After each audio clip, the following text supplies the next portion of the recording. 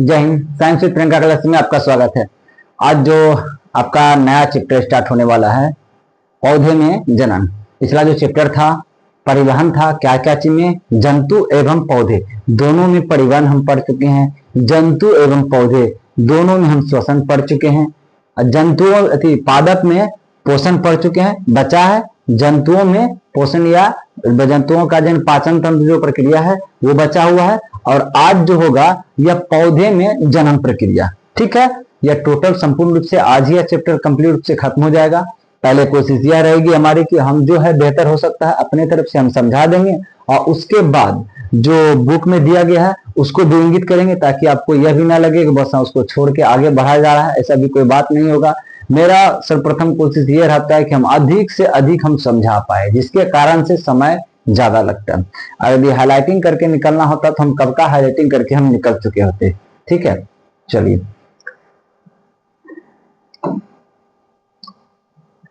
ये आपका जो क्लास 7 का चल रहा है, एनसीईआरटी चल रहा है। आपका कौन कौन से चैप्टर देखिए खत्म हो चुका है। आपका पादप में पोषण कंप्लीट हो चुका है। उसके बाद आपका हो चुका है जीवों में श्वसन। जीवों में श्वसन मतलब जीव मतलब पौधा जंतु दोनों हो गया, खत्म हो चुका है। पौधे और पादप में परिवहन भी खत्म हो चुका है। आज आपका चलेगा पादप में जनन, और जो कल का जो वीडियो होगा कल आपका आ जाएगा प्राणियों में पोषण। ये बस उसके बाद ये क्लास 7 का जो बायो है ये कंप्लीट हो जाएगा। ठीक है, कल चलिए देखते हैं, समझना है ध्यान से क्या है पादपों में जनन। जनन मतलब यह होता है कि अपनी ही जैसे जीवों का निर्माण करना। जनन का मतलब होता है अपनी ही जैसे जीवों का निर्माण करना। जैसे हम लोगों में क्या होता है, हम लोग जो अपनी कोई भी जीव क्या करता है अपनी एक तरह से क्या करता है कि जो उनकी संख्या है उसमें वृद्धि करना, या तो एक तरह समझना है तो अपने जो ना जो खानदानी की स्थिति जो उसको बनाए रखना लगातार। ठीक है, तो उसको हम लोग क्या कहते हैं, एक तरह से जनन कहते हैं। पौधे में यदि जनन प्रक्रिया नहीं होती तो हर पौधा तो लगभग क्या होता है, कोई 60 साल में, कोई 20 साल में, कोई 30 साल में मर जाता है। फिर पुनः एक नया पौधा उसी का प्रकार का कैसे दिख जाता है। हम लोग का भी जीवन आयु कल कितना है, लगभग 60 साल 70 साल जब लगभग समझिए है। अब मर जाने के बाद फिर पुनः कैसे व्यक्ति दिख जा रहा है, क्यों, किस प्रोसेस के थ्रू दिख जा रहा है, एक जनन प्रोसेस हम लोग में होता है, जीवों में होता है। ठीक है, चलिए अब समझते हैं इसमें क्या दिया गया है। देखिए कि जब आपने पढ़ा था कि जीव अपने समान जीवों का जनन करते हैं। माता पिता से संतति का जन्म जनन होता है। माता पिता से बच्चे का जन्म क्या कहलाता है, जनन कहलाता है। लेकिन पादप कैसे जनन करते हैं, पादपों में जनन विभिन्न विधियों द्वारा होता है, जिसके बारे में हम अध्याय में पढ़ेंगे। मतलब पादप किस प्रकार से जनन करते हैं उस चीज के बारे में हम लोग ध्यान रूप से हम लोग समझेंगे इस चीज को लेकर के। ठीक है, देखिए कक्षा 6 में आपने पुष्पीय पादपों के विभिन्न भागों के बारे में पढ़ा था। पादप के विभिन्न भागों के नाम बताइए और प्रत्येक के प्रकारों के बारे में लिखिए। पादप में कौन कौन सा अंग है, जड़ क्या करता है, खनिज लवण सबको, और जो गैस जो होता है उसको खींचता है वो, और क्या करता है कि वो जल को क्या करता है पत्ती तक पहुंचाने का काम तना करता है। पत्ती क्या करता है, भोजन बनाने का काम करता है। यही बोल रहा है लिखने के लिए। ठीक है, देखिए कि अधिकांश पादपों में मूल, तना और पत्ती होती है। अधिकांश पादप में मूल मतलब क्या होता है, जड़ होता है, तना होता है और पत्ती होता है। ठीक है, ये पादप के कायिक अंग कहलाते हैं। कायिक अंग मतलब क्या होता है, पौधे के वृद्धि विकास में जो महत्वपूर्ण भूमिका अदा करता है उसको हम लोग क्या कहते हैं, हम कायिक अंग कहते हैं। कायिक अंग कौन कौन सा हो गया, मूल, तना और पत्ती हो गया, ये पादप के कायिक अंग कहलाते हैं। वृद्धि की निश्चित अवधि के बाद अधिकांश पादपों में पुष्प निकलते हैं। क्या होता है, देखिए वृद्धि का निश्चित अवधि के बाद, जैसे स्टार्टिंग में पौधा जन्म ले उससे फूल से निकल जाता है। क्या होता है, उसका एक जो समय अवधि होता है, जब वो पौधा बड़ा हो जाता है तो उससे फूल निकलता है, फिर उससे फूल से क्या होता है, फल निकलता है। ठीक है, चलिए वे पुष्प निकलते हैं। आपने बसंत ऋतु में आम के वृक्षों को पुष्पित होते हुए देखा होगा। बसंत की ऋतु में क्या होता है, फरवरी सब के महीने में क्या होता है, जो आम होता है आम में क्या आता है, फूल आता है, कुछ समय के बाद क्या आता है, फल आता है। ठीक है, देखिए पुष्पित होते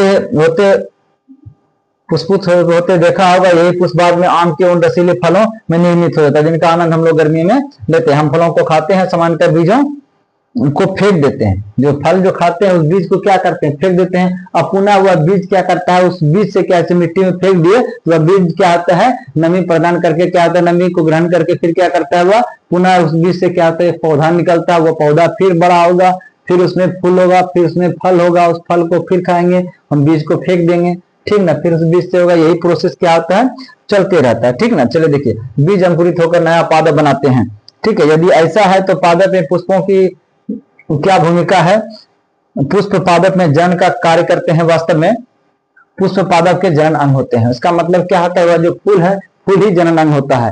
कैसे वह फूल जनन अंग है, इस चीज के बारे में हम लोग अभी हम पढ़ेंगे। पहले देख लेते हैं क्या क्या चीज और इसमें वर्णन है जनन अंग होता है। देखिए, किसी पुष्प में केवल नर जनन अंग अथवा मादा जनन अंग या फिर दोनों जनन अंग होते हैं। मतलब क्या होता है, देखिए, जनन प्रोसेस के लिए होता है कि दो प्रकार से होता है। एक विधि होता है जिसको हम लोग जनन होता है ना, दो विधि में होता है। एक होता है अलैंगिक जनन, एक होता है लैंगिक जनन।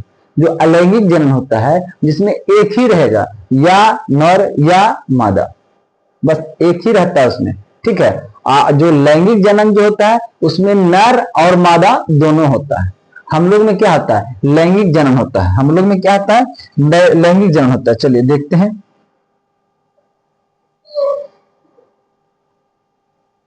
चलिए देखिए, हम लोग में लैंगिक जनन कैसे होता है। जैसे देखिए क्या होता है, जो नर जो होता है, नर में क्या पाया जाता है, नर युग्मक पाया जाता है, यानी क्या होता है, शुक्राणु पाया जाता है, ठीक है। और उसके बाद जो मादा होती है, मादा में क्या होता है, मादा युग्मक होता है, यानी क्या होता है, अंडाणु पाया जाता है। दोनों मिलकर क्या करता है, एक निषेचन का प्रक्रिया करता है। निषेचन में मतलब क्या होता है, अंडाणु और शुक्राणु दोनों का रिएक्शन होता है। रिएक्शन के फलस्वरूप क्या बनता है, एक जायगोट बनता है, ठीक है।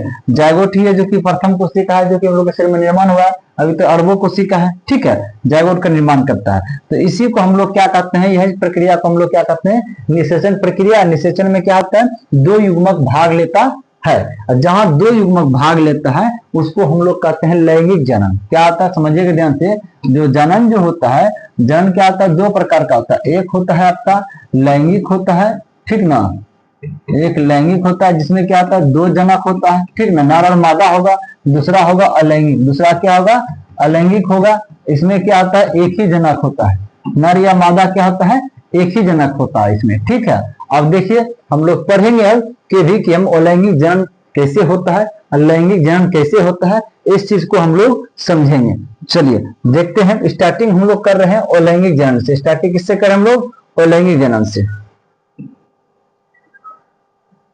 चलिए देखिए, अलैंगिक जनन में नए पादप बीजों अथवा बीजाणुओं के उपयोग के बिना ही उगाए जाते हैं, ठीक है। अलैंगिक जो जनन होता है, देखिए अब जो पौधा में हम बोलेंगे तो अलैंगिक जनन होता है पौधा में, ठीक है। अलैंगिक जनन किसमें होता है, इससे पौधा में होता है। तो पौधे में समझिएगा दोनों प्रकार का होता है, एक अलैंगिक जनन भी होता है, एक लैंगिक जनन भी होता है। दो प्रोसेस से होता है। मतलब पौधे में भी क्या होता है, जब लैंगिक मतलब क्या हुआ, नर और मादा, तो पौधे में भी क्या आता है, नर और मादा होता है, ठीक है।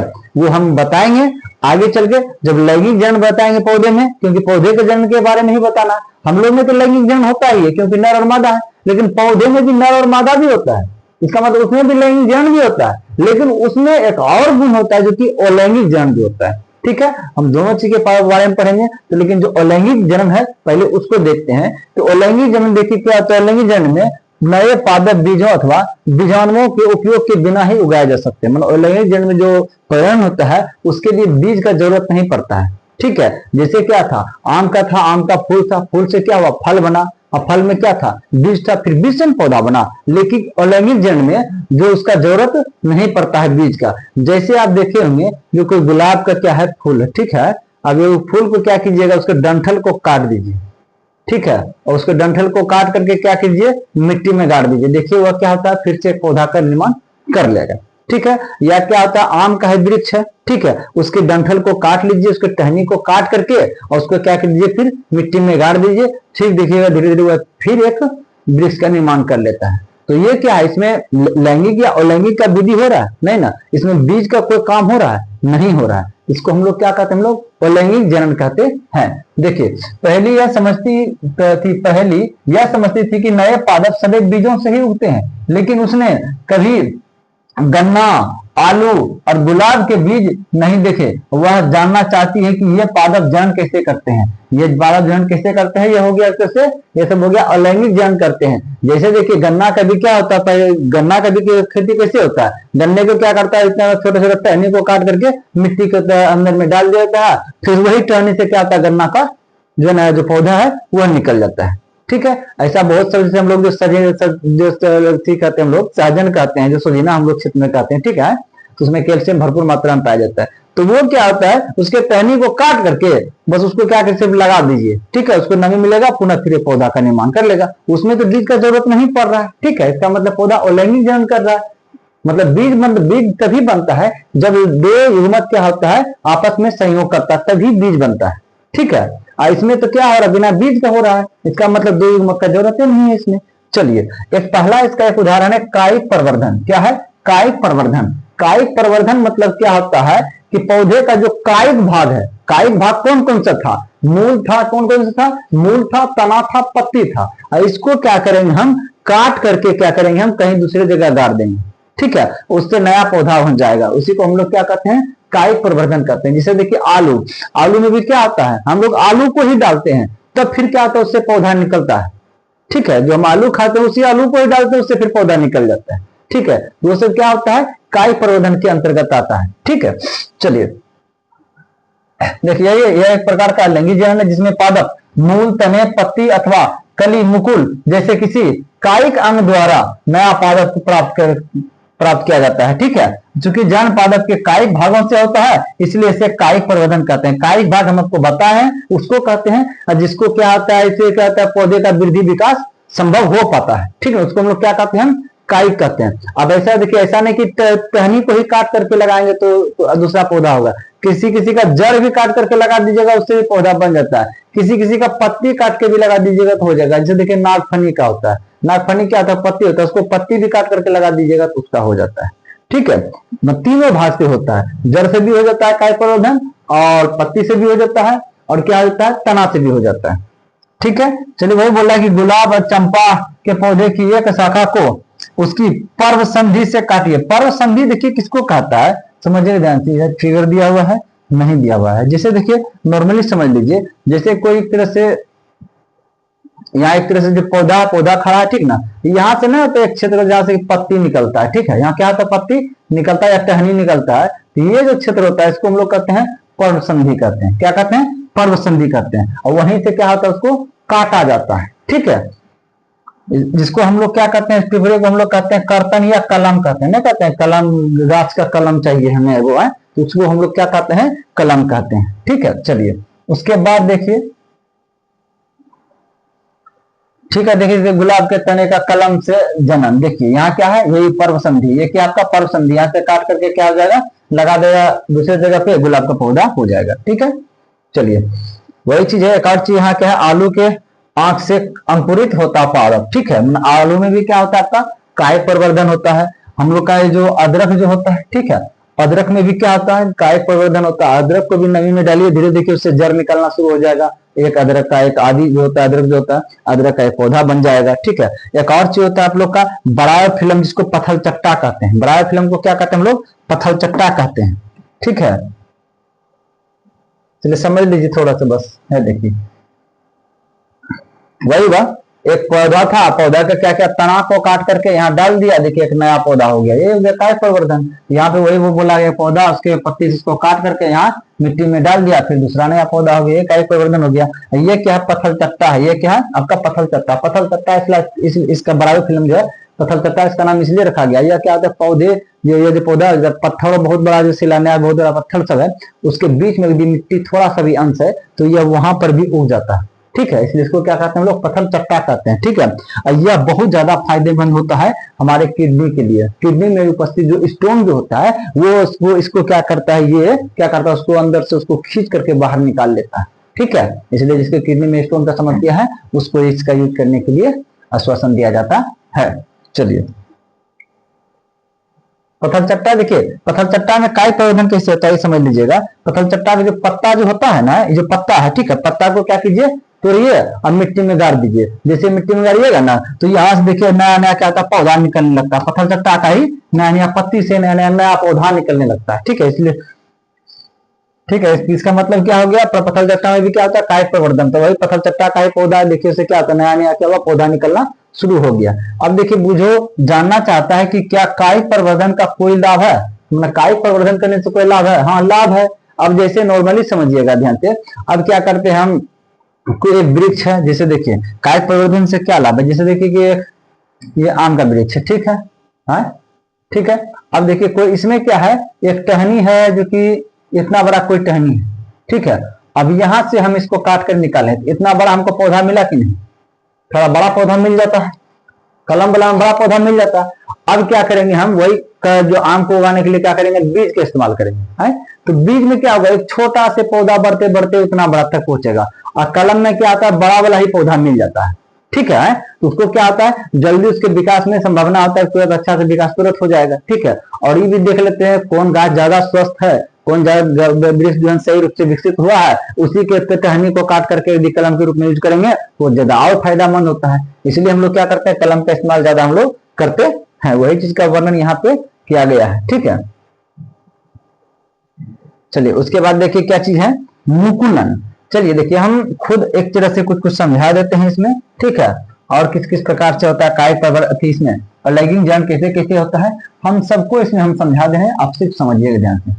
देखिए लैंगिक जनन, देखिए अलैंगिक जनन जो होता है, अलैंगिक जनन के कई प्रकार है, अलैंगिक जनन के कई प्रकार है, जिसमें से एक कायिक प्रवर्धन था, ठीक है। एक आता है आपका विखंडन, दूसरा क्या होगा, पहला था कायिक प्रवर्धन और दूसरा है आपका विखंडन, क्या है, विखंडन। विखंडन का मतलब क्या होता है, प्राकृतिक रूप से किसी जीवों में खंडित होना, टूटना, ठीक ना, या एक से दो या अनेक कुछ भी बनने की प्रक्रिया होना प्राकृतिक रूप से। इसमें कृत्रिम किसी चीज का, कोई वायुमंडल का कोई उसमें थी नहीं है, हम लोग का कोई भी उसमें थी नहीं है, ठीक ना, कोई इंडिविजुअल नहीं, हम लोग कुछ नहीं कर रहे हैं, वो प्राकृतिक रूप से खंडित हो रहा है, टूट रहा है, उसको हम लोग कहते हैं विखंडन। हाँ, अगर जैसे देखिए अमीबा जो होता है, ये प्राकृतिक रूप से ये क्या करता है, ये जनन का प्रोसेस है, ठीक है। तो अमीबा क्या करता है, एक अमीबा क्या करता है, अपने अंदर का जो केंद्रक जो होता है, केंद्रक को क्या करता है, दो भागों में कन्वर्ट करता है। दो भाग में कन्वर्ट करने से क्या होता है, धीरे धीरे इसका कोशिका द्रव भी अलग अलग होने लगता है। जब नया जीव आता है उसमें अलग अलग कोशिका द्रव हो जाता है, अलग अलग केंद्रक हो जाता है। इसका मतलब एक कोशिका क्या किया, या विखंडन विधि के द्वारा खुद प्राकृतिक रूप से क्या हुआ, दो कोशिका में बदल गया, ठीक है। यह क्या है, अमीबा है। अमीबा क्या था, पहले एक था, यह विखंडन विधि के द्वारा क्या हुआ, दो में कन्वर्ट हो गया, ठीक ना। तो इसमें अमीबा में जो जनन होता है किस विधि द्वारा होता है, यह विखंडन विधि द्वारा होता है, यह एक प्राकृतिक घटना है, ठीक है। चलिए उसके बाद देखिए यह पैरामीशियम, पैरामीशियम में भी ये क्या, देखिए ये पैरामीशियम का शेप जो होता है ना, समझ लीजिए ध्यान से, वो एक चप्पल जो हम लोग पहनते हैं ना, उसी की तरह चिपटा होता है, ठीक ना, पैर में पहनते हैं, इसलिए इसका नाम क्या रख दिए हैं, पैरामीशियम। यह भी क्या होता है, देखिए एक केंद्रक था, ये दो केंद्रक बना, धीरे धीरे और अलग हुआ, दोनों अलग अलग जीव बन गया। एक पैरामीशियम से दो पैरामीशियम हुआ, कैसे हुआ, यह विखंडन विधि द्वारा हुआ। एक से क्या हुआ, प्राकृतिक रूप से क्या हुआ, दो भाग में अलग हो गया, यानी एक से बना दो, एक से बना दो, ठीक है। तो इसका मतलब क्या हो रहा है, अपने जीवों का विकास कर रहा है, अपने रूपों का विकास कर रहा है, एक से बना दो, फिर ये भी बनाएगा दो, ये भी दो बनाएगा, इसका मतलब क्या हो रहा है, विकसित होते जा रहा है, ठीक है। ये भी कभी खत्म नहीं होगा, ये भी अपने खानदान के क्या कर, वारिस को लगातार बढ़ाते चला जाएगा, ठीक है। इसका भी कोई, इसका अस्तित्व खत्म नहीं होगा। तो ये भी क्या होगा, जनन प्रोसेस है। इसका मतलब अमीबा में जनन कैसे होता है, विखंडन विधि द्वारा। पैरामीशियम में जनन कैसे होता है, जन विखंडन विधि द्वारा। हाँ, तो विखंडन जो होता है, विखंडन जिसको विखंडन जो होता है दो प्रकार का होता है। एक होता है आपका द्वि विखंडन, क्या होता है, द्वि विखंडन होता है, ठीक। और दूसरा होता है आपका बहु विखंडन होता है, क्या होता है, बहु विखंडन होता है। द्वि विखंडन मतलब एक से बना दो, द्वि विखंडन का मतलब ये होता है एक से बना दो। बहु विखंडन मतलब क्या होता है, एक से बना अनेक, एक से बना अनेक। हाँ, इसका मतलब यह हुआ कि दोनों एक ही है, यह भी एक ही कोशिका था, सिंगल कोशिका था, ये भी सिंगल कोशिका था। अब यहाँ आप जो देख रहे हैं ये प्लाज्मोडियम, प्लाज्मोडियम क्या है, ये मलेरिया परजीवी है, ठीक है। ये क्या, मलेरिया परजीवी है, जो हमारे शरीर में क्या आता है, मादा एनोफिलिस मच्छर के द्वारा काटने से हमारे शरीर के अंदर प्रवेश कर जाता है, बहुत तेज बुखार हो जाती है, ठीक है। यह प्लाज्मोडियम जो होता है यह भी रहता एक ही है, जैसे ये भी अमीबा एक से दो हुआ, पैरामीशियम एक से दो हुआ, तो जो एक से दो हो रहा था उसको हम द्वि विखंडन कहते हैं। लेकिन यह प्लाज्मोडियम का भी संख्या क्या, एक ही है, लेकिन एक से देखिए तो कितना हो गया, अनेक हो गया, बहुत सारा हो गया। इसीलिए यह प्लाज्मोडियम हमारे शरीर में घातक होता है, एक तो हम लोग को नुकसान करने वाला होता है, और देखते हैं एक से बहुत सारा में बदल जाता है, एक से दो होता है, धीरे धीरे विकास करता है अपने हम लोग के शरीर में, तब ना कम प्रभाव हम लोग को कर पाता है। लेकिन ये क्या करता है, एक से अनेक बन जाता है, अपना संख्या बहुत ज्यादा बॉडी में बढ़ा लेता है। ठीक है, इसके हम लोग के लिए क्या बहुत ज्यादा या घातक है। कौन? प्लाज्मोडियम। ये क्या बन रहा है, एक से अनेक बन रहा है, बहुत सारा बन रहा है, इसलिए ये विखंडन। हाँ, ये भी विधि किसके द्वारा होता है? प्राकृतिक विधि द्वारा। प्राकृतिक विधि द्वारा यदि जो कोई टूट रहा है उसको विखंडन करते हैं। हाँ, वही विखंडन एक से दो में हो रहा है उसको द्विविखंडन कहेंगे, वही एक से अनेक में बहुत ज्यादा में हो रहा है तो उसको क्या कहेंगे लोग? बहु विखंडन कहेंगे। ठीक है, तो बहु विखंडन का उदाहरण कौन हो गया आपका? प्लाज्मोडियम हुआ। द्विखंडन का उदाहरण कौन हो गया आपका? अमीबा हुआ। और कौन हुआ? पैरामीशियम हुआ। क्या हुआ? पैरामीशियम हुआ। सिर्फ नाम याद रखिए, कोई बड़ी बात नहीं है। चलिए, अभी तक जो ये जो हो रहा था, ये विखंडन का जो प्रोसेस हो रहा था एक कोशिका में हो रहा था, ये तीनों के तीनों एक ही कोशिका वाला था। ठीक है, चलिए, वो हो गया विखंडन। अब हम जो पढ़ेंगे, अब हम पढ़ेंगे खंडन। अब हम क्या पढ़ेंगे? हम खंडन। दो चीज पढ़ चुके हैं, तीसरा हम लोग पढ़ेंगे खंडन। तीसरा क्या पढ़ेंगे हम लोग? खंडन। अब बोलिएगा कि विखंडन और खंडन में क्या अंतर है? विखंडन मतलब होता है प्राकृतिक रूप से टूटना। ठीक है, प्राकृतिक रूप से टूटना।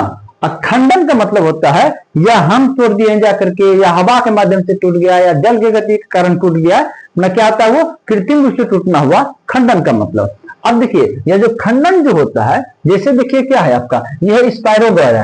क्या है? स्पायरो गैरा। ये एक रहता है, एक से क्या हो जाता है? दो में कन्वर्ट हो जाता है। मतलब समझिए ध्यान से, ऐसा आप देखे होंगे जल बहुत देर से जमा हुआ होता है तालाब में, तो ऐसा हरा हरा जैसा देख रहे हैं। ये क्या है? स्पायरो गैरा होता है। इसको भी जूम करिएगा, एक रेशा के तरह निकलता है, रेशा के तरह निकलेगा। ठीक ना, धागा जो ना होता है, धागा के तरह निकलेगा इसके अंदर से।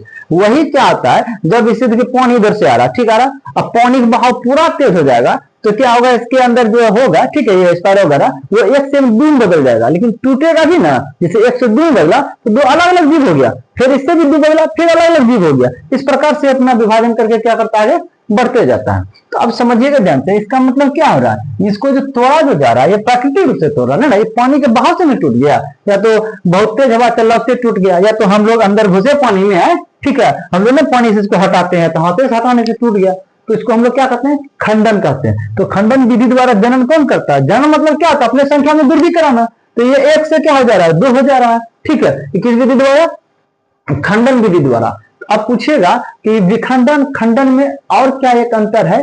कि और एक अंतर यही है कि जो विखंडन था वो एक ही कोशिका से दो में या एक से अनेक में हो रहा था, मतलब एक कोशिकीय जीव में हो रहा था विखंडन। ठीक है, लेकिन ये खंडन जो होगा, ये खंडन होगा बहुकोशिकीय जीव में, बहुकोशिकीय जीव। जैसे देखिए, ये स्पायरो गैरा क्या है? ये स्पायरो गैरा बहुकोशिकीय जीव।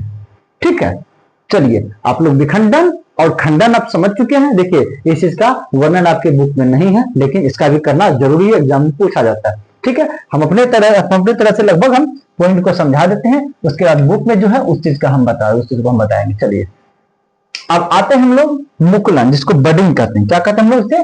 अब देखिए, कितना पढ़ चुके हैं हम लोग?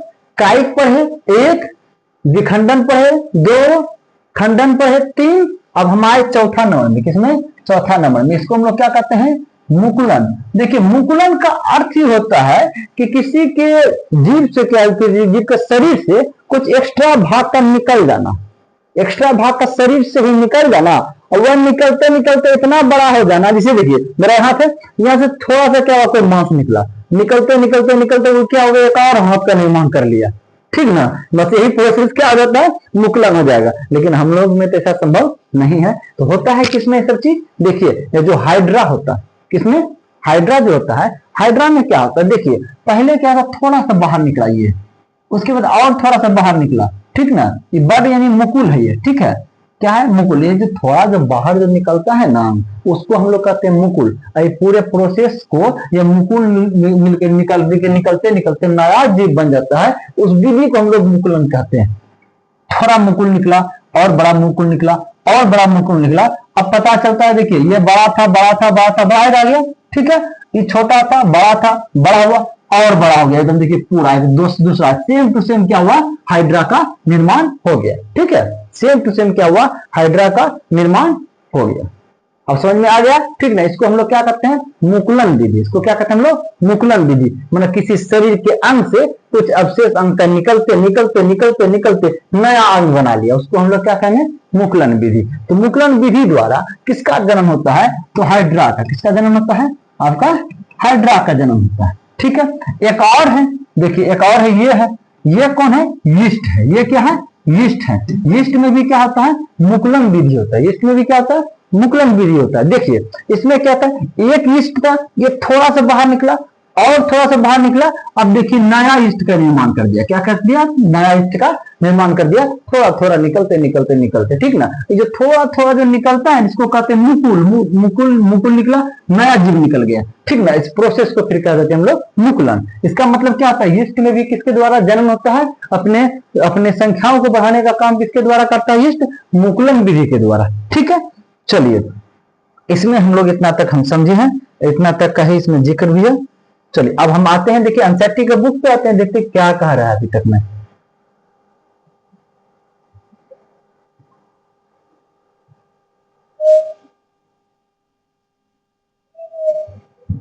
चलिए देखिए आपका एनसीईआरटी बुक भी वही मुकुलन विधि के बारे में बताया, ठीक है।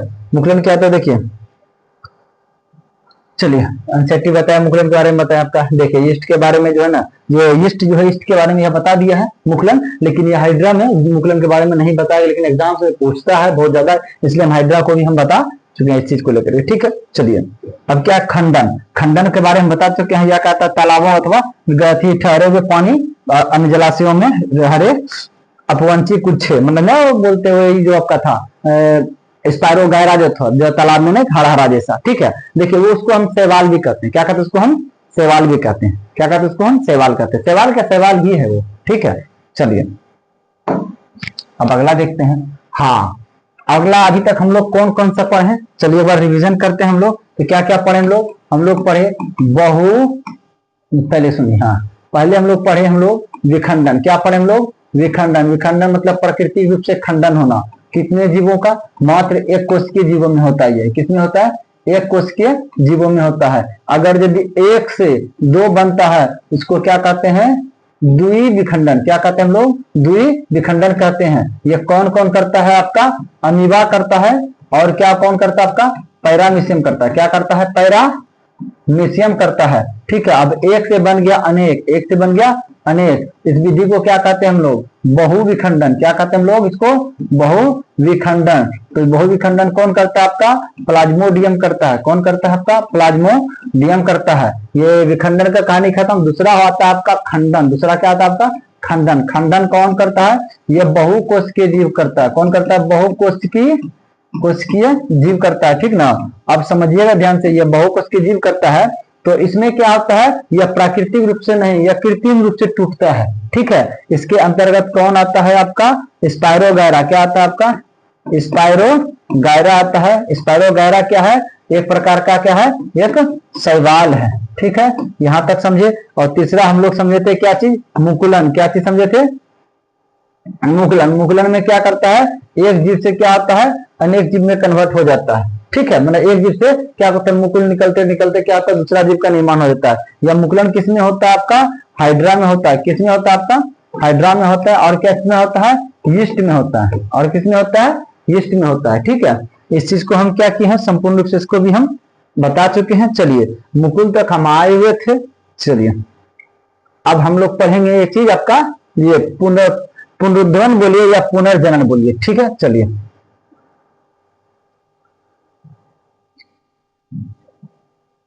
चलिए ये हम लोग का है। देखिए अब हम लोग के कितना नंबर में आ गए, हम चौथा पांचवा नंबर आ गया। एक और कायिक प्रवर्धन पढ़े थे, ठीक है। पांचवा नंबर हो गया आपका हम लोग का क्या चीज, ये पुनर्जनन। क्या हो गया, पुनर्जनन बोलिए या पुनः, देखिए क्या है, पुनरुद्धान। क्या है, पुनरुद्धान बोलिए, ठीक है। पुनर्जनन बोलिए या पुनरुद्धान बोलिए। पुनर्जनन मतलब क्या होता है, व्यक्ति मर गया, तो देखे होंगे आप, एक मूवी आया हुआ था, माइंड से हट रहा था, ठीक ना। उसमें क्या करता है कि जो गुंडा रहता है उसको जो है ना, बारूद वाला जो गोली होता है उससे मार कर उसको पूरा शरीर को चिथरा चिथरा कर देता है। फिर धीरे धीरे क्या आता है, वह पुनः क्या होता है, जुड़ जाता है, ठीक है। इसका मतलब उसको क्या होता है, कितनों मार दीजिए वो क्या होगा, मरेगा नहीं, वह जिंदा हो जाता है। या बहुत ऐसा देखेंगे कि देखेंगे मूवी में कि एगो को मारा है तो जितना भाग उसका बटा ना, उस सबसे नया नया निर्माण हो गया, वो मरेगा नहीं। वही बात होता है इसमें पुनर्जनन में, कि तो काट दीजिए पुनः जिंदा हो जाएगा, और जितना काटिएगा उतना वो बन जाएगा। ठीक है, कोई भी चीज है, जैसे ये क्या है, ये इसमें तो पुनर्जनन नहीं होगा। अगर इसमें पुनर्जनन होता ना, अगर इसको हम 4 भाग में काटते ना, तो 4 गो पेन मेरा हो जाता। ठीक है, इसमें पुनर्जनन का संभावना होता तो, लेकिन यह निर्जीव है, यह जन्म नहीं करता है। ठीक है, चलिए, इसमें ऐसा नहीं होता है। होता है कि इसमें देखिए यह प्लेनेरिया, यह क्या है, प्लेनेरिया। इस प्लेनेरिया को देखिए क्या किया कि 3 भाग में काटा ना। देखिए यहाँ से क्या किया, एक 2 3 भाग में, यहाँ बीच से काटा, 2 भाग में काटा, तो कि इसका इतना हिस्सा बदल गया 3 हिस्सा में। इसका तीनों हिस्सा, ये भी जा करके नया प्लेनेरिया बनाया, ये भी जा करके नया प्लेनेरिया बनाया, और नीचे वाला भी जा करके नया प्लेनेरिया बनाया। अब यूट्यूब पे सर्च कीजिएगा प्लेनेरिया में जनन, तो आपको बहुत अच्छा से दिखेगा कि क्या क्या होता है। प्लेनेरिया चल रहा है, उसको चाकू से जिसे काटेगा तो क्या होगा, 2 भागों में प्लेनेरिया हो जाएगा, और दोनों फिर से चलना शुरू हो जाएगा। बहुत तेजी से क्या होता है, इसमें कोशिका विभाजन होता है, बहुत तेजी से। ठीक है, इसमें क्या होता है, कौन सा होगा इसमें जन्म प्रक्रिया, प्लेनेरिया में कौन सा हो जाएगा आपका, ये पुनर्जनन होगा। ठीक है, एक और ये हाइड्रा जो था, हाइड्रा में दोनों द्वारा जनन होता है। हाइड्रा जो है, हाइड्रा में तभी अभी तुरंत आप पढ़े थे कि हाइड्रा में किसके द्वारा जन्म होता है, तो मुकुलन के द्वारा। किसके द्वारा, मुकुलन के द्वारा। तो साथ ही साथ हाइड्रा में एक और विधि होता है, इसमें पुनर्जनन भी होता है। क्या होता है, पुनर्जनन भी होता है। हाइड्रा है जैसे है, इसको बीच से यदि काट दीजिएगा तो 2 गो हाइड्रा बन जाएगा, बन गया ना। देखिए यहाँ बीच से काटे तो काटा हुआ भाग ऐसे भेज दिया, फिर ऐसे भेज दिया, फिर नया हाइड्रा बन गया ना। ये ऊपर वाला भी जो काटा हुआ भागता है ऐसे, फिर ऐसे भेज दिया, फिर ये भी नया हाइड्रा बन गया ना। तो हाइड्रा में क्या होता है, 2 विधि द्वारा जन्म होता है, मुकुलन भी होता है, आप पुनरुद्गम बोलिए या पुनर्जन्म बोलिए, इस विधि द्वारा क्या होता है, हाइड्रा में जनन होता है। चलिए अब आगे आते हैं हम लोग बीजाणु जनन। ठीक है, स्पोर फॉर्मेशन कहते हैं इसको। ठीक है, इसको अगला क्या है, हम लोग 5वां है, 6ठा नंबर में आएंगे, क्या है, बीजाणु जनन। क्या है, बीजाणु जनन। बीजाणु जनन का मतलब क्या होता है, बीज के अणु से क्या होगा, जनन होगा। हम लोग देखते होंगे रोटी को अगर छोड़ दीजिए, तो रात में बनाए हैं और दिन भर के लिए रात में बनाया, दिन भर के लिए भी छोड़ दीजिए, अगला रात में देखिएगा लगभग क्या हो जाएगा कि रोटी में देखिएगा काला काला जैसा क्या होगा, उसमें पौधा टाइप का थोड़ा थोड़ा दिखेगा। ठीक ना, नजदीक से दिखेगा, आपको लगेगा कि पौधा टाइप का थोड़ा उसमें उग गया है। ठीक ना, उसको हम लोग क्या कहते हैं, राइजोपस कहते हैं। क्या कहते हैं सब, राइजोपस। ऐसा ही उग जाएगा, ऐसे करके रहेगा, और ऊपर में थोड़ा इस प्रकार से बल्ब की तरह का संरचना रहेगा। और इस बल्ब के अंदर में क्या होता है, और छोटा छोटा क्या होता है, बीज रहता है। अब यह बल्ब जैसे फूटेगा, देखिए ये फूट गया, यहाँ क्या है, फूट गया। अब यह सारा बीज कहाँ होगा, ये सारा बीज क्या होगा, नीचे गिरेगा रोटी से, और फिर क्या होगा, फिर ऐसे करके जाएगा, फिर इसी प्रकार का बल्ब बनाएगा, वो भी जो प्रत्येक बीज ऐसे बनाएगा, और फिर इसमें क्या होगा, अंदर में बीज का निर्माण हो जाएगा, फिर यह फूटेगा, फिर कई राइजोपस का निर्माण करेगा। इसको क्या कहते हैं हम लोग, राइजोपस कहते हैं। इसलिए क्या होता है, देखिएगा तुरंत पूरा रोटी घेरा जाएगा काला काला काला से, इतना तेजी से यह प्रोसेस होता है कि। ठीक है, क्या हो गया, बीजाणु जनन। जैसे देखिए उसके बाद आपका देखिए ये भी पौधा जो है, ठीक है, इसमें भी क्या होता है हम लोग का, ये क्या होता है, बीजाणु जनन होता है। इस पौधे का क्या करते हैं हम लोग, सजावटी में क्या करते हैं, इसका हम लोग इस्तेमाल करते हैं। इसका क्या होता है, देखिए ये पौधे का जो पत्ती जो होता है, पत्ती में क्या आता है, पत्ती पे यहाँ क्या होता है, बीज का निर्माण होता है। ठीक है, उसके बाद यह बीज क्या होगा, धीरे धीरे क्या होगा, पौधा जहाँ लगा हुआ है, अब बीज क्या होगा, नीचे जमीन पे गिरेगा, और फिर उस बीज से फिर नया पौधा बनेगा। क्या होगा, उस तरह से क्या होगा, गिरते जाएगा, बनते जाएगा, गिरते जाएगा, बनते जाएगा। सेम प्रोसेस इसमें भी होता है। यहाँ से क्या होगा, इसमें बीज नीचे गिरेगा, फिर नया पौधा खड़ा हो जाएगा, फिर बीज इसका नीचे गिरेगा, फिर नया पौधा खड़ा हो जाएगा, फिर बीज नीचे गिरेगा, फिर नया पौधा खड़ा हो जाएगा। ठीक ना, मतलब बीजों के द्वारा यह जनन हो रहा है, इसलिए हम लोग इसको क्या कहते हैं, बीजाणु जनन कहते हैं। चलिए आइए, यही बात है। देखिए स्पाइरोगारा के बारे में बता रहा है। शैवाल में क्या होता है कि शैवाल 2 अधिक खंडों में खंडित हो जाता है। यह खंड अथवा दूसरे टुकड़े नए जीवों में वृद्धि कर जाता है। यह प्रक्रम निरंतर चलता रहता है। कुछ समय में शैवाल एक बड़े क्षेत्र में फैल जाता है। वही होते होते देखते हैं, थोड़ा सा हरा हरा थोड़ा क्षेत्र में दिखेगा नदी में, और कुछ समय देखिए पूरा नदी को छींक लिया। यही कारण से छींक लेता है। बीजाणु जनन के बारे में भी हम तुरंत इस चीज के बारे में हम समझाए। ठीक है, अभी ये जो पत्ता के बारे में बताए थे, ठीक है, ये पत्ता के बारे में बताया था ना, फर, ये क्या है आपका, फर्न का पौधा, क्या चाहिए, फर्न का पत्ता है, फर्न का पत्ता शादी ब्याह में देखते होंगे जो है ना, जो बारात के लिए जो जाता है लड़का का जो गाड़ी आता है उसमें देखिएगा लंबा लंबा ऐसा पत्ता टाइप का जो है ना सजाने के लिए यूज किया जाता है, और बहुत चीज में बर्थडे में भी किया जाता है। ठीक है, वह किसका पौधा है? वो फर्न का पत्ता। वो कौन सा किसका पत्ता होता है? फर्न का पत्ता। उसी में यहाँ क्या आता है? बीज होता है। ठीक ना, वही बीज नीचे गिरेगा, पुनः फिर नया पौधा का निर्माण हो जाएगा। मैंने बीजों के द्वारा फिर से पौधा का निर्माण हुआ तो इसे बीजाणु जनन कहते हैं। ठीक है, अब चलिए आते हैं हम लोग लैंगिक जनन को लेकर लैंगिक जनन के बारे में आप लोग जानते हैं। देखते हैं टाइम कितना हुआ।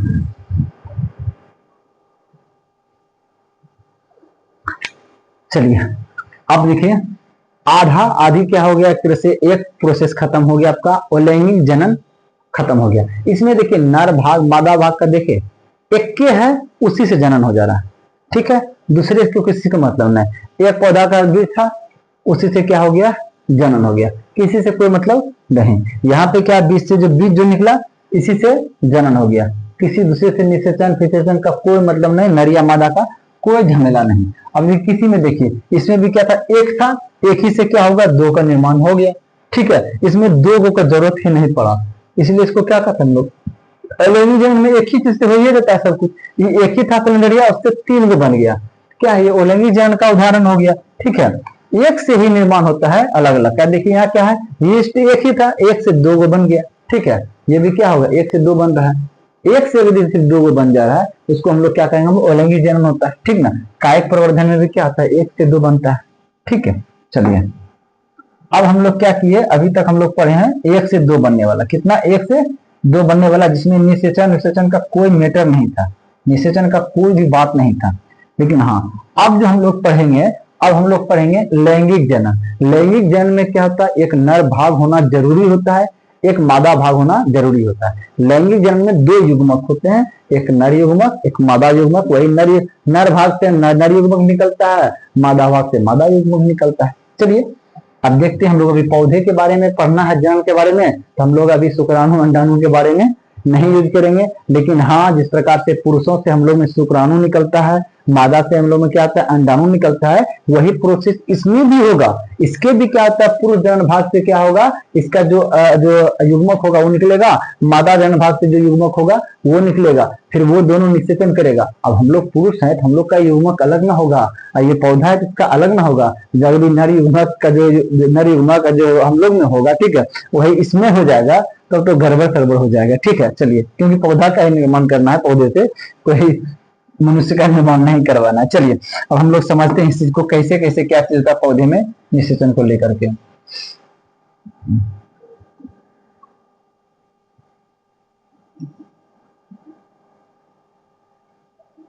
चलिए हम समझ जाते हैं पौधे में किस प्रकार से निषेचन होता है, उस बात को लेकर के।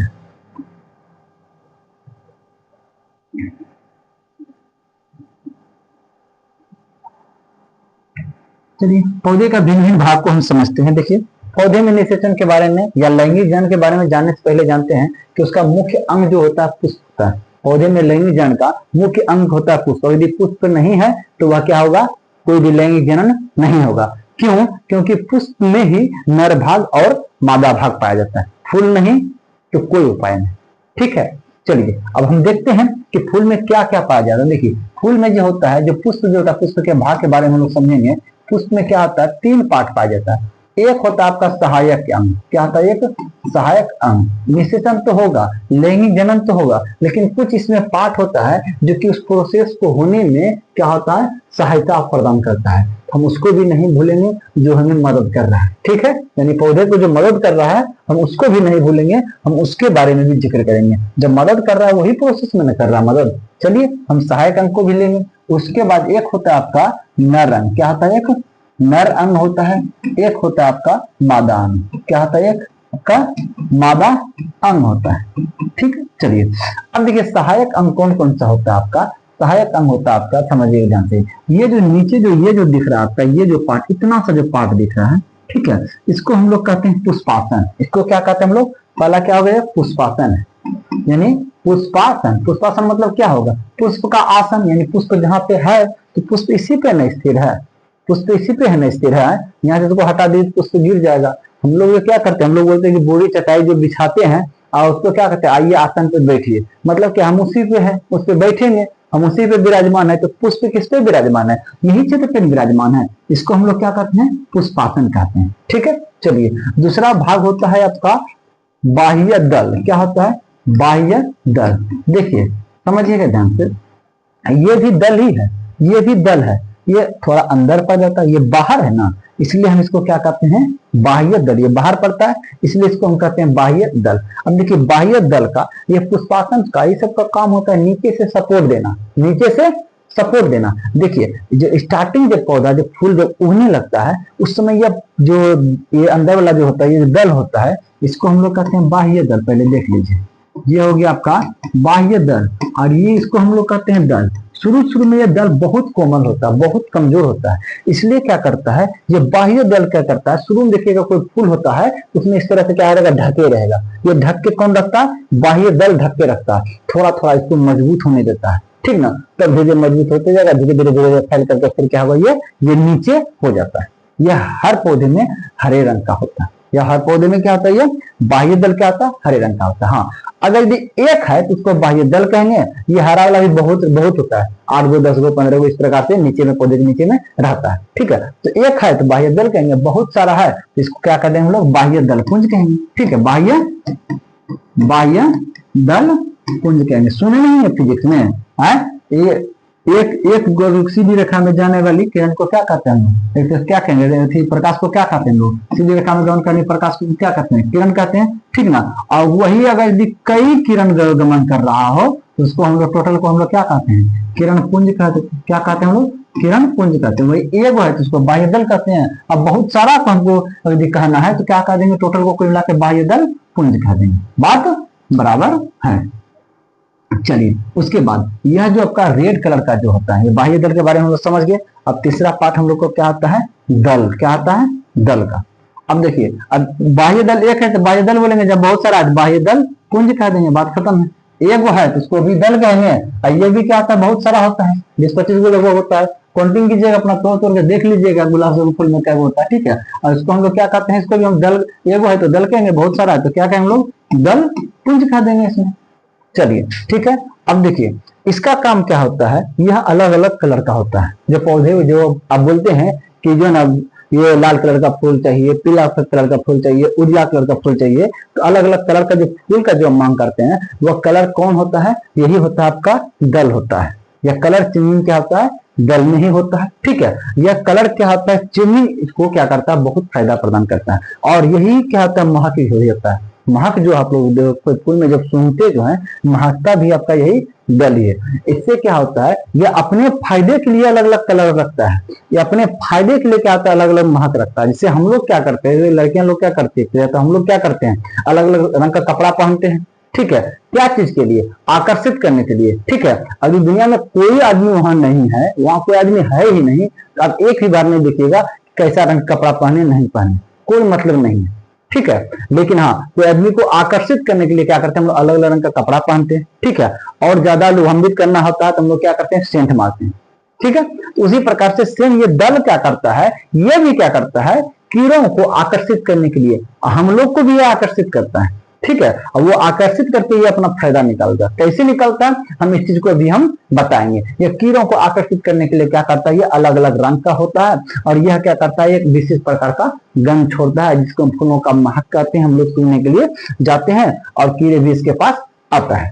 ठीक है, चलिए ये हो गया, दल हो गया। ये 3 पार्ट जो हो गया आपका, पुष्पासन, बाह्य दल पुंज और दल पुंज, ये तीनों हो गया सपोर्टर का काम करता है। चलिए अभी तो निषेचन की प्रक्रिया नर युग्मक मादा युग्मक में होता है ना, तो अभी हम लोग उसमें भी आए नहीं, अब आए हैं। क्या हो गया हम लोग का, ये है नर युग्मक। क्या है, नर युग्मक। देखिए नर युग्मक जो होता है, सॉरी नर अंग जो होता है, नर अंग का जो भाग जो है, यह जो पीला जैसा जो दिख रहे हैं, दिख रहा पीला जैसा पीला जैसा पीला जैसा जो दिख रहा है, 3-3 6 है, अधिक भी हो सकता है। फिगर में 6 गो लिखा है, 10 गो हो सकता है, 20 हो सकता है, मतलब संख्या में अधिक भी हो सकता है, कम भी हो सकता है, कोई बड़ी बात नहीं। ये जो पीला जैसा जो दिख रहा है, ये क्या है हम लोग का, पौधे का, हम लोग का नहीं, पौधे का, ये क्या है, नर भाग है। ये क्या है, नर भाग है। इसको हम लोग क्या कहते हैं, पुंकेसर कहते हैं। पूरे को क्या कहेंगे हम लोग, पुंकेसर। क्या कहेंगे लोग, पुंकेसर कहते हैं।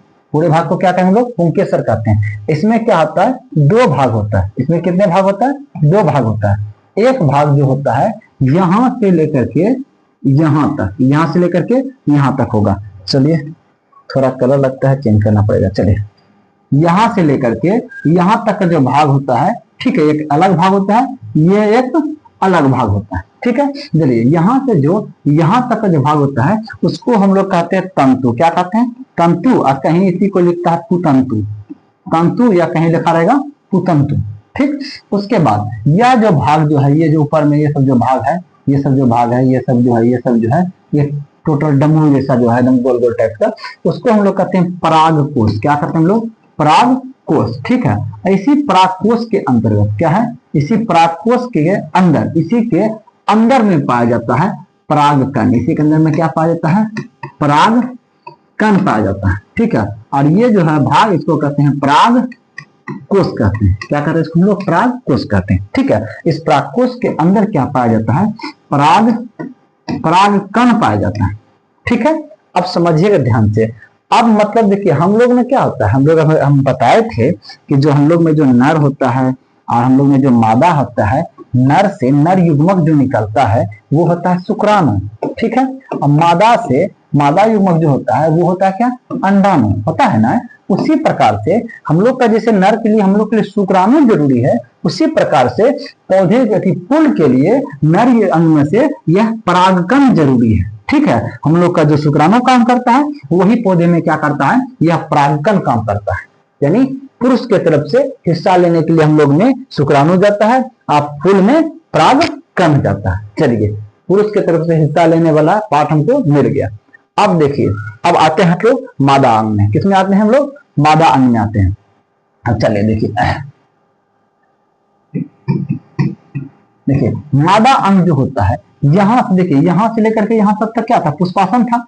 लेकिन यहां से लेकर के यहां तक हरा वाला जो दिख रहा है, ये जो हरा वाला दिख रहा है, ये क्या है? स्त्री भाग। ये क्या है? स्त्री भाग है। इसको हम लोग क्या कहते हैं? स्त्री केसर कहते हैं। क्या कहते हैं? स्त्री केसर कहते हैं। नर भाग को हम लोग कहते हैं पुंकेसर। पुंकेसर में दो भाग, पुतंतु और परागकोश। परागकोश के अंदर परागकण। उसी प्रकार से मादा अंग जो हुआ, यहां से लेकर के वहां तक जो हरा वाला बीच में दिख रहा है, ये टोटल, उसको हम लोग क्या कहते हैं? स्त्री केसर। इसको क्या कहते हैं हम लोग? स्त्री केसर कहते हैं। कभी किसी पौधे में एक ही होता है, किसी पौधे में दो हो सकता है, कोई बड़ी बात नहीं है। अब समझिए ध्यान से, मादान में क्या हो जाएगा कि स्त्री केसर, टोटल को कहेंगे स्त्री केसर। और इसका क्या होता है? तीन भाग होता है आपका, तीन चार भाग उसको कर सकते हैं। देखिए चलिए इसी में लिखते हैं। एक भाग हो गया आपका पहला। देखिए यह जो आपका अंदर के ये जो भाग है, ठीक है, इतना सा मात्र, इतना सा जो दिख रहा है, ये इतना सा भाग जो है, ये आपका कहलाता है बीजांड। क्या कहलाता है? बीजांड। ठीक है, या तो रुकिए इस तरह से। एक भाग हो गया आपका अंडाशय। एक भाग क्या हो गया? अंडाशय। एक भाग हो गया अंडाशय। अंडाशय जो कहलाएगा आपका, चलिए अंडाशय जो कहलाएगा, ये पूरा जो भाग है इधर से लेकर के जितना भाग है ये सब का कहलाएगा हम लोग का अंडाशय। हम लोग का ना पौधे का क्या कहलाएगा? अंडाशय। और यहां से लेकर के यहां तक का हम लोग कहते हैं वर्तिका। क्या कहते हैं हम लोग? वर्तिका। क्या कहेंगे हम लोग? वर्तिका। ठीक है, और ये जो क्षेत्र बचा, इतना सा जो क्षेत्र बचा, इसको हम लोग क्या कहते हैं? वर्तिकाग्र। क्या कहते हैं हम लोग? वर्तिकाग्र कहते हैं। अब समझ में आ रहा होगा। देखिए ये जो क्षेत्र है, ये टोटल क्षेत्र कहलाएगा अंडाशय। यहां से यहां तक का क्षेत्र, ठीक है, यहां से यहां तक का क्षेत्र क्या कहलाएगा? बीच का क्षेत्र कहलाएगा वर्तिका। और ऊपर का जो है क्षेत्र जितना सा है, उसको हम लोग क्या कहेंगे? वर्तिकाग्र कहेंगे। अब सोचिएगा, आप बोले कि ठीक है, तो जो पौधे में जो पुरुष की तरफ से भाग लेने वाला परागकण है, तो ये जो मादा में ये परागकण जाएगा कहाँ? जैसे हम लोग में भी क्या होता है? शुक्राणु क्या होता है? फैलोपियन नलिका में, मतलब क्या होता है? मादा योनि भाग जो होता है, मादा योनि भाग में क्या होता है? प्रवेश करता है शुक्राणु, और वहां का वह कहाँ पहुंचता है? अंडा की फैलोपियन नलिका में पहुंचता है। ठीक है, मतलब शुक्राणु को ही जाना पड़ता है, पुरुष जननांग को ही जाना पड़ता है, ठीक है। उसी प्रकार से पौधे में भी क्या होता है, नर का जो नर युग्मक जो होता है उसी को जाना पड़ता है, ठीक है। हर जगह सेम प्रोसेस है, ठीक है। चलिए इसमें भी क्या होता है, परागकण ही जाएगा, कहां जाएगा, मादा जनन अंग के पास। तो मादा जनन अंग में जो हो गया कौन है, जिसमें क्या होता है, जनन का जो प्रोसेस जो होता है, निषेचन जो होता है, जैसे महिलाओं में निषेचन कहाँ हो रहा था, फैलोपियन नलिका में हो रहा था, ठीक है। इसलिए शुक्राणु कहाँ पहुंच रहा था, फैलोपियन नलिका में। उसी प्रकार से यह फूल जो होता है, फूल का जो ये मादा जो भाग है, इसमें निषेचन कहाँ होता है, तो निषेचन होता है ये अंडाशय में। कहाँ होता है, अंडाशय में। अंडाशय का अंदर जो होता है एक भाग होता है जिसको हम लोग कहते हैं बीजांड। क्या कहते हैं हम लोग, इसको हम लोग कहते हैं बीजांड कहते हैं। क्या कहते हैं हम लोग, बीजांड कहते हैं। बीजांड हो गया, बस इतना सा ये जो भाग है यही कहलाएगा क्या चीज, बीजांड कहलाएगा। ये क्या कहलाएगा, बीजांड कहलाएगा, ठीक है। ये क्या कहलाता है, बीजांड कहलाता है। इसी के अंदर में क्या होता है, निषेचन का प्रक्रिया होता है। चलिए अब कैसे होगा निषेचन, समझ में आ गया। कौन करेगा निषेचन, पुरुष की तरफ से परागकण, और होगा कहां पे, महिला में या बीजांड में होगा, यानी अंडाशय के अंदर जो बीजांड है उसमें होगा। चलिए अब देखते हैं कैसे निषेचन होगा। जैसे यह परागकोश के अंदर जो परागकण है, यह परागकण क्या होगा, यहां से कहां पहुंचेगा, इस वर्तिकाग्र के अंदर। कहां पहुंचेगा, इस वर्तिकाग्र के अंदर। तो जैसे परागकण एक तरह समझिए कण टाइप का होता है, या हवा से भी क्या होता है, यहाँ से उड़ करके वहां चला जाता है। जैसे देखिए तो फूल में क्या क्या उंगली डाल के देखिएगा, आपको पीला पीला पीला क्या होगा, कण आपके उंगली में सट जाएगा, वही है परागकण। वह परागकण क्या करता है, हवा के माध्यम से भी यहाँ उड़ करके वर्तिकाग्र पे चल जाता है। या हम आपको बोले थे ना, यह जो आपका जो ये दल जो होता है, ये दल क्या करता है, अलग अलग अपना रंग काहे रखता है, ये लाल पीला सब अलग अलग रंग काहे रखता है, आपको आकर्षित करने के लिए रखता है, ठीक है। आपको भी और कीटों को भी आकर्षित करता है। हमसे क्या फायदा हुआ, हम लोग जाते हैं, अच्छा लगता है, बगीचे में गए और जाके कि हाथ ऐसे फिर ले बढ़ जाते ना, बढ़ रहे के हाथ मार ले चल गए, ठीक है, अच्छा लगा, ठीक है। उस तरह से या उसको क्या किए, सूंघने के लिए थोड़ा उसको छुए, जैसे छुएंगे या हाथ मारते हुए जाएंगे, यहाँ जैसे हाथ फटा इसमें, ये परागकण हाथ में आया और फिर हाँ यही हाथ क्या हुआ, इसमें सट गया, किसमें सट गया, वर्तिकाग्र में सट गया। तो यहाँ से परागकण यहाँ चला है ना से भी है, इसीलिए यह महत्व है, ठीक है। आप लोग कुछ समझिए, ठीक है, आप लोग इसका इस्तेमाल अलग जगह कीजिए भले उसके महत्व का, लेकिन ये अपना महत्व किसी चीज के लिए छोड़ता है, ठीक है। उसके बाद जो कीट होता है, इसके महत्व कीट क्या होता है, यहाँ पे परागकोश पे आके बैठता है, उसके पैर में क्या होगा, परागकण चिपक जाएगा। फिर वही कीट अगर यदि यहाँ वर्तिकाग्र तक आता है तो उसी पैर में चिपकने के कारण से परागकण भी क्या होगा, ये वर्तिकाग्र तक आ जाएगा। और वर्तिकाग्र में क्या होता है, चिपचिपा द्रव पाया जाता है। वह द्रव क्या करता है, परागकण को अपने में अवशोषित कर लेता है, मतलब खींच लेता है, और वहां पे सट गया, चिपचिपा है तो सट गया। अब सट जैसे जाता है परागकण, उसके बाद यहाँ क्या होता है, जैसे यहाँ परागकण यहाँ पहुंच गया तो उसमें से क्या होता है, एक परागकण अंदर आता है। कितना परागकण, एक परागकण जैसे अंदर आएगा, यहाँ जैसे आएगा परागकण, यहाँ एक नली बनता है, इसके अंदर क्या होता है, बीचों बीच एक नली बनता है, एक पाइप बनता है, एक पाइप बनता है। उसको हम लोग क्या कहते हैं, पराग नलिका, यानी परागकण जिस नली से होकर जाती है उसको हम लोग क्या कहेंगे, पराग नलिका। पराग नलिका कहते हैं। ये क्या हो गया हम लोग का, पराग नलिका हो गया। पराग नलिका के माध्यम से क्या जा रहा है, परागकण जा रहा है, ठीक ना, सॉरी परागकण नहीं, परागकण में जो होता है नर युग्मक जो होता है उसमें, सॉरी एक परागकण में 2 नर युग्मक होता है, इसमें से नर युग्मक अंदर जाता है। कौन जाता है, नर युग्मक अंदर जाता है। कितना नर युग्मक होता है उसमें, 2 नर युग्मक होता है। हम लोग में क्या होता है, एक ही शुक्राणु होता है ना, लेकिन इसमें क्या होता है, 2 गो नर युग्मक जाता है, ठीक है, एक परागकण से। अब दोनों नर युग्मक क्या होता है, कहाँ आएगा, इस पराग नलिका के थ्रू कहाँ घुसेगा, बीजांड में घुसेगा। कहाँ घुसेगा, बीजांड में घुसेगा। किसमें घुसेगा, एक तरह से यहाँ से आएगा, इस तरह से घूम करके चलिए देखते हैं। ये जो क्षेत्र है ना आपका, ये क्षेत्र, ये क्या है, टोटल बीजांड का क्षेत्र, ठीक है। अब ये क्या होगा, इस प्रकार से आएगा, वो नरयुग्मक जो होगा इस तरह से आकर के क्या करेगा, इस बीजांड के अंदर प्रवेश करेगा। तो यहाँ पे ही क्या पाया जाता है, मादा युग्मक पाया जाता है। यहाँ पे मादा युग्मक पाया जाता है, यहाँ पे केंद्रक पाया जाता है, ठीक है। समझ ध्यान से, इस मादा युग्मक से हम क्या बोले, 2 युग्मक, 2 आता है, नर युग्मक कब होता है, 2 आता है। एक नर युग्मक जो होता है इस मादा युग्मक से रिएक्शन करता है। रिएक्शन करने के फलस्वरूप क्या करता है, या यहाँ पर बीज का निर्माण करता है। किसका निर्माण करता है, बीज का निर्माण करता है। किसका, बीज का। और एक और जो नर युग्मक था वो क्या करता है, इस केंद्रक के साथ रिएक्शन करके किसका निर्माण करता है, भ्रूण पोष का। क्या चीज का, भ्रूण पोष का। भ्रूण पोष मतलब कौन सी, ये बीज जो है इसका मतलब ये क्या है, भ्रूण ही है ना। इस भ्रूण को पोषण प्रदान करने के लिए एक उत्तक का निर्माण करता है, ताकि यह उत्तक का काम होता है कि पौधे से कार्बोहाइड्रेट, प्रोटीन, वसा जो इस बीज के लिए फायदेमंद चीज है वो सबको खींच खींच के लाएगा। ठीक है, इसका मतलब यहाँ दो निषेचन होता है। हम लोग में तो एक्टिव ना होता है, फिलोपियन नलिका में गया, शुक्राणु अंडाणु निषेचन किया और ये जायगोट बना, एक ही निषेचन होता है। लेकिन यह पुष्प में जो होता है दो निषेचन होता है, इसलिए दोहरा निषेचन किसमें होता है, तो पुष्पी पौधे में होता है। एक निषेचन के फलस्वरूप यह बीज यानी भ्रूण का निर्माण करता है, एक और निषेचन करता है ताकि वहां एक ऐसा हो कि जगह हो जहां से क्या करे, भ्रूण को क्या मिले, पोषण मिलते रहे, यानी पौधे से क्या करे, पोषक तत्व को खींचने का काम करे। वह कौन होता है, भ्रूण पोष होता है। ठीक है, चलिए ये रिएक्शन जो हो गया, ये रिएक्शन होता है बीजांड के अंदर। किसके अंदर होता है, ये इतना सा ये बीजांड है, इतना सा ये क्या है, बीजांड है। और यहाँ जो पूरा जो ले रहे हैं, ये पूरा जो क्षेत्र है इधर से जो ले रहे हैं, ये पूरा क्षेत्र कहलाता है, ये हो गया उनका अंडाशय। ये क्या हो गया, अंडाशय। अब बोलिएगा तो ये अंडाशय का क्या रोल है। अब जैसे जैसे क्या होता है, बीज का निर्माण होते जाएगा। ठीक है, ये अंडाशय क्या होगा, यही अंडाशय धीरे धीरे धीरे धीरे परिपक्व होते होते होते होते होते क्या बन जाएगा, वह फल बन जाएगा। क्या बन जाएगा, फल बन जाएगा। यानी अंडाशय में निषेचन, अंडाशय जो होता है ये क्या होता है, निषेचन होता है बीजांड के अंदर। ये क्या, ये क्षेत्र क्या कहलाता है, बीजांड कहलाता है। ये क्षेत्र क्या कहलाता है हम लोग का, बीजांड कहलाता है। और ये जो अंडाशय जो होता है, जैसे जैसे बीज बढ़ते जाएगा, ये क्या होगा, परिपक्व होते होते क्या बन जाएगा, ये अंडाशय फल बन जाएगा। इसका मतलब क्या होता है, अंडाशय से फल का निर्माण होता है, बीजांड से बीज का निर्माण होता है, उसी बीजांड में क्या होता है, भ्रूणपोष का निर्माण होता है। ठीक है, इसका निषेचन का प्रक्रिया आप लोग समझ गए। जैसे हम लोग ने जायगोट एक तरह से बीज हो गया, एक तरह से क्या स्टार्टिंग होता है, इसका भी स्टार्टिंग क्या हो गया, बीज का निर्माण हुआ।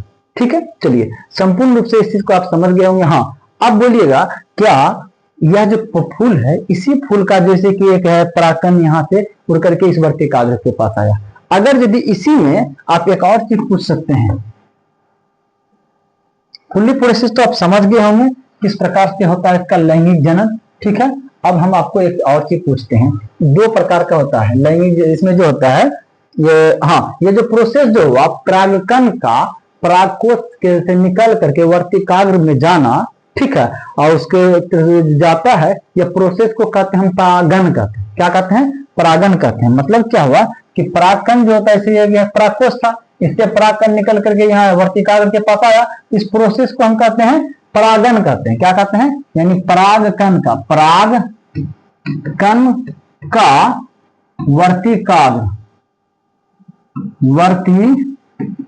वर्तिकाग्र तक जाना परागन कहलाता, परागन कहलाता है। वो क्या है, पराग का कण है, ये परागन है, ये प्रोसेस हो गया। परागन एक प्रकार का प्रोसेस है। हाँ, अगर यदि इसी फूल का परागकण इसी वर्तिकाग्र तक आता है तो हम इसको कहते हैं स्वपरागन। क्या कहते हैं हम लोग इसको, इसको हम लोग क्या कहते हैं, स्वपरागन। ठीक, अगर यदि इस पौधे का परागकण क्या किया, कोई आया कीट यहाँ पे बैठा और उसके पैर में क्या हुआ, परागकण चिपक गया। जैसे देखिए यहाँ से ही समझाया जा रहा है, देखिए जैसे देखिए क्या हुआ कि यह परागकण है, इसमें क्या परागकण है, इसमें कोई कीट इस पे बैठा और पैर में उसका परागकण लग गया। देखिए परागकण हो गया, पैर में लग गया, और देखिए पैर में लगा है ना परागकण, यह उड़ करके यहाँ वर्तिकाग्र के पास नहीं आया। इसी प्रकार के दूसरे फूल पे, इसी प्रकार के दूसरे फूल पे, ऐसा नहीं है कि गुलाब का फूल का परागकण चमेली के फूल पे जाकर निषेचन हो जाएगा, नहीं। ठीक ना, हम लोगों में भी फिक्स होता है ना कि मनुष्य का निषेचन का प्रोसेस, निषेचन मनुष्य में ही होगा, किसी जानवर में नहीं हो जाएगा। ठीक है, उसी बात इसमें भी होता है, एक फूल का निषेचन फलस्वरूप दूसरे फूल में होता है, सेम प्रोसेस का फूल होता है, सेम फूल होता है। अब यहाँ से परागकण क्या हो गया, परागकण इसके ये जो कीट है, कीट के पैर में क्या हुआ, परागकण क्या होगा, लसक गया है, और वह क्या हुआ, दूसरे फूल के जाकर के वर्तिकाग्र में जाकर के गया। तो दूसरे फूल में गया तो वहां यदि वर्तिकाग्र में आता है तो उसमें भी निषेचन होगा। ऐसा नहीं कि इसमें देखिए परागकण तो इसके पास भी है, परागकण इसके पास भी है, यहाँ का भी परागकण इसमें निषेचन कर सकता है, और यहाँ का परागकण उड़ करके इसमें भी निषेचन कर सकता है। इसी का परागकण इसमें निषेचन कर गया उसको हम स्वपरागन कहते हैं। लेकिन यहाँ का परागकण उड़ करके दूसरे पौधे में जाकर के निषेचन हुआ, हुआ है तो उसको क्या करते हैं हम लोग, पर परागन करते हैं। क्या करते हैं हम लोग, पर परागन करते हैं या क्रॉस पोलिनेशन करते हैं। ठीक है, उसको हम लोग क्या करते हैं, ये जो प्रोसेस है एक तरह से एक फूल का दूसरे फूल में जाके परागन प्रक्रिया हुआ, उसको हम कहते हैं पर परागन। क्या कहते हैं, पर परागन। पर मतलब क्या होता है, दूसर को, यानी दूसरा से परागन हुआ है, ठीक ना, अपना से नहीं हुआ है। ठीक है, चलिए ये सब चीज हम सब कुछ समझा चुके हैं, टोटल का टोटल प्रोसेस कंप्लीट हो गया है। चलिए अब आते हैं आपका एनसीईआरटी क्या चीज दिया है।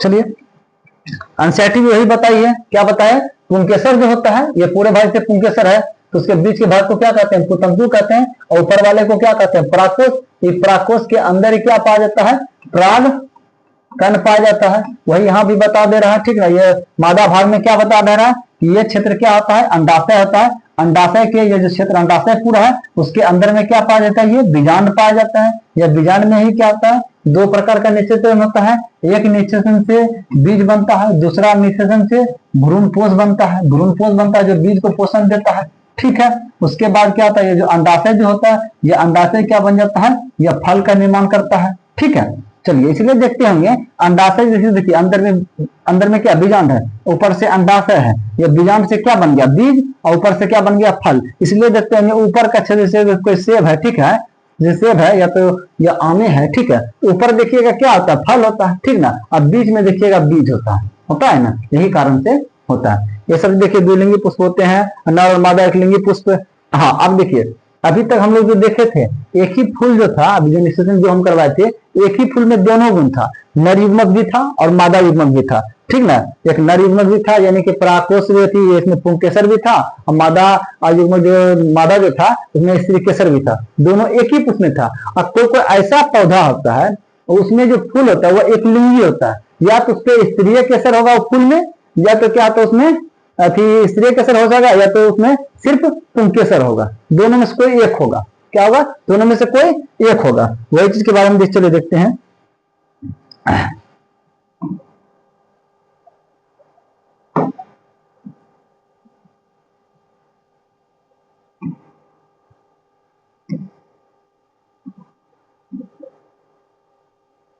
चलिए वही चीज का जिक्र किया गया है, देखिए यहाँ पर कि जो पौधा जो है लिंग के आधार पर, मतलब पौधा जो पुष्प जो होता है उसमें एक होता है, कोई एक लिंगी होता है, कोई द्विलिंगी होता है। जो एक लिंगी होता है, जैसे देखिए कि ऐसे पुष्प जिसमें या तो केवल पुंकेसर अथवा या केवल स्त्री केसर उपस्थित होंगे, या तो पुंकेसर होगा या तो केवल स्त्री केसर होगा। इसका मतलब क्या होगा कि जैसे क्या था, पुष्प जो था, ठीक ना, इस प्रकार से क्या था, इस प्रकार से स्त्री केसर था बीच में, और इधर से क्या था, पुंकेसर लगा हुआ था ना, सब में पुंकेसर लगा हुआ था। उसमें कहने का मतलब है या तो यह इसका स्त्रीय केसर पुष्प रहेगा खाली, ठीक है, या तो क्या रहेगा, सिर्फ ये पुंकेसर ही रहेगा। ठीक है, तो ऐसा भी फूल होता है, तो इसको हम लोग क्या कहते हैं, एक लिंगी फूल। क्या कहते हैं, एक लिंगी पुष्प, माने एक ही लिंग है, या तो स्त्रीलिंग है या तो पुल्लिंग है, तो एक ही लिंग है, इसलिए उसको क्या कहें हम लोग, एक लिंगी पौधा कहते हैं। ठीक है, लेकिन गुलाब में क्या था, दोनों था, यानी दोनों को दोनों एक ही साथ में भी पढ़ाए हैं, उसको हम लोग कहते हैं द्विलिंगी कहते हैं। अब देखिए एक लिंगी कौन कौन सा आता है, इसका उदाहरण देख लीजिए। देखिए एक लिंगी पुष्प कहलाते हैं जिन पुष्पों में पुंकेसर और स्त्रीकेसर ये दोनों होते हैं, उससे क्या कहते हैं हम लोग, द्विलिंगी पुष्प कहते हैं। देखिए मक्का हुआ, पपीता हुआ, ककड़ी हुआ, खीरा हुआ, ये सब क्या है, एक लिंगी पुष्प है। इसमें जो पुष्प होता है वह एक लिंगी होता है। आप बोलिएगा कि पुष्प में जब एक ही लिंग है, स्त्रीय केसर खाली है, तो निषेचन कैसे करेगा बिना पुंकेसर का। तो होता है क्या चीज कि जैसे वो पौधा है ना, जैसे समझिए ध्यान से, जैसे कि एक पौधा है, जैसे ये पौधा हो गया, पौधा है ना, तो यहाँ पे एक फूल है जिसमें क्या सिर्फ स्त्री केसर है, क्या सिर्फ स्त्री केसर है। ठीक है, और उसके बाद एक और जो पुष्प है उसी पौधा में, और उसमें सिर्फ क्या है, पुंकेसर है, उसमें क्या सिर्फ पुंकेसर है। तो पुंकेसर है, तो पुंकेसर में जो इसका जो होगा परागण होगा, या इसके वर्तिकाग्र में जाएगा, जाके रिएक्शन करेगा, निषेचन करेगा, ऐसा होता है। ठीक ना, उसी में दोनों रहेगा, खाली अलग अलग रहेगा। और कोई फुलवा में एक ही फूल में रहेगा, और कोई पौधा में क्या होगा, एगो में रहेगा स्त्री केसर, एगो में रहेगा सिर्फ पुंकेसर वाला फूल। इसको हम लोग कहते हैं एक लिंगी फूल। और किसी में होता है, गुलाब में ऐसे होता है, दोनों होता है, एक ही फूल में दोनों होगा, स्त्री केसर और पुंकेसर दोनों होगा, इसको द्विलिंगी फूल कहते हैं। ठीक है, जैसे कि सरसों हो गया, गुलाब हो गया, पिटोनिया पौधा हुआ, इसमें क्या होता है, द्विलिंगी होता है। चलिए ये सब चीज हम लोग समझा चुके हैं, समझ चुके हैं। और देखिए मुझे जानना चाहता है कि परागकण में उपस्थित नर युग्मक किस प्रकार बीजांड में उपस्थित मादा युग्मक तक पहुंचता है। बताए थे क्या होता है, परागकण से जाता है वर्तिकाग्र के पास, वर्तिकाग्र के पास से क्या होता है, उसके अंदर एक परागनलिका होता है, परागनलिका के थ्रू ही कहा जाता है बीजांड के अंदर प्रवेश करता है। चलिए अब बोलते देखिए परागकणों में दृढ़ सुरक्षात्मक आवरण होता है। परागकण जो होता है वो हार्ड होता है, जैसे उसको छुएगा ना, जैसे कोई पुष्प में उंगली डालिएगा पीला पीला जाएगा, देखिए अगर रवा की तरह होगा, ठीक ना, वो हार्ड होता है, ठीक है, जो उन्हें सूखने से बचाता है, वो सूखता जल्दी नहीं है, ठीक है, क्योंकि परागकण हल्के होते रहता है, वायु अथवा जल द्वारा बहाकर ले जाए जा सकते हैं। पुष्पों पर बैठने वाले कीटों के शरीर पर परागकण चिपक जाते हैं, जब कीट उसी प्रकार के किसी अन्य पुष्प पर बैठते हैं तो पुष्प के वर्तिकाग्र पर कुछ परागकण गिर जाते हैं और परागकणों का परागकोश से पुष्प का वर्तिकाग्र पर स्थानांतरण परागण कहलाता है। ठीक है, इस चीज हम समझा चुके हैं, सब चीज लगभग सब बात बता चुके हैं। ठीक है, अब देखिए इसमें क्या कह रहा है कि बूझो जानना चाहता है कि पुष्प सामान्यतः इतने रंग बिरंगे और सुगंध युक्त क्यों होते हैं, क्या ऐसा कीटों को आकर्षित करने के लिए? हाँ, अलग अलग रंग का होता है, सुगंध देता है, इसलिए कीटों को आकर्षित करने के लिए देता है। ठीक है, इसमें देखिए वही बात बता रहा है कि अगर यदि कोई भी पुष्प अपने ही एक ही में परागकोश से परागकण को कहां पहुंचा लेता है, वर्तिकाग्र तक पहुंचा करके निषेचन कर ले, उसको हम लोग क्या कहते हैं, स्वपरागकण कहते हैं। क्या कहते हैं हम लोग? स्वपरागकण कहते हैं। खुद से कर रहा है तो हम लोग क्या कहेंगे, स्वपरागकण अपने में कर ले, एक पुष्प हम कर ले रहा है, ठीक है, लेकिन वही ई पुष्प का जो परागकण है दूसरे पुष्प के जाके वर्तिकाग्र में जाकर के निषेचन करेगा, इसको हम लोग क्या कहेंगे, हम परपरागण करते हैं। ठीक है, पौधा मतलब एक ही होना चाहिए, एक ही ग्रुप का पौधा होना चाहिए, ठीक है, मतलब किसी गुलाब का है तो गुलाब का होना चाहिए, बस यही चीज से मतलब रहता है इसमें। चलिए अगला देखते हैं। अगला बात वही चीज का है, चर्चा इसमें है, ठीक है, यही सब सेम प्रोसेस जो हम बता चुके हैं, ठीक है, निषेचन का प्रोसेस भी बता चुके हैं हम, ठीक है, फल और बीज का विकास इसके बारे में बता चुके हैं। देखिए क्या है, निषेचन के पश्चात जैसे निषेचन हो जाता है, यानी बीजांड में निषेचन हो गया, उसके फलस्वरूप जो अंडाशय जो होता है फल में विकसित हो जाता है, यही बताया, अंडाशय फल में विकसित, जबकि पुष्प के अन्य भाग मुरझाकर गिर जाता है, पुष्प का अन्य भाग मुरझाकर गिर जाता है। कौन कौन भाग है जो कि मुरझा के गिर जाएगा, जैसे बनेगा, तो देखिए, हाँ देखिए उसका कौन कौन सा भाग मुरझा के गिर जाएगा, जैसे क्या हो जाएगा, अंडाशय से क्या विकसित होगा, जैसे फल बनने लगेगा तो उसका यह जो भाग जो है उनका दल जो होता है, दलपुंज हो गया, दल हो गया, ये सब क्या होगा, ये वर्तिका हो गया, वर्तिकाग्र हो गया, ये सब क्या होगा, धीरे धीरे मुरझा कर क्या होगा, खत्म हो जाएगा, जो सहायक अंग सब था सबका सब खत्म हो जाएगा मुरझा करके, जैसे फल निकलेगा। तो चलिए उसी प्रकार से देखिए बताया जा रहा है कि जो बीजांड में जो निषेचन होता है उसके फलस्वरूप क्या होता है, यहाँ देखिए बीज का निर्माण हो गया ना, बीज का निर्माण अंदर में हो गया, अब बाहर का जो अंडाशय जो था, अंडाशय क्या किया, यहाँ पे देखिए फल का निर्माण कर दिया है सेल में।